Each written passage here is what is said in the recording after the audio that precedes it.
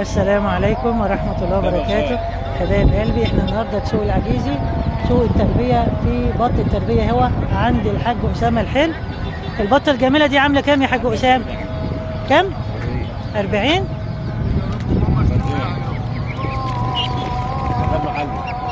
البطة الجميلة هي يا حبايبي عاملة 40 جنيه.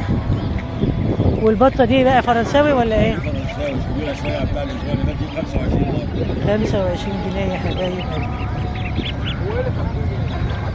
ده فرخ أبيض. كتاكيت الكابو ولا مش كابو؟ الكابو فرخ كبير بس دي برضه الأضرار. عاملة كام الكتكوت؟ فرخ كبير فيه ربع كيلو ولا 300 جرام أهو. عامل كام ده؟ عامل 45 جنيه. عامل 45.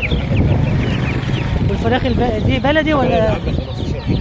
كتكوت يا حبايبي عامل 15 جنيه عند الحاج أسامة الحلو. وده أساسه يا حاج؟ أكيد. كتكوت يا حبايبي عامل 20 جنيه.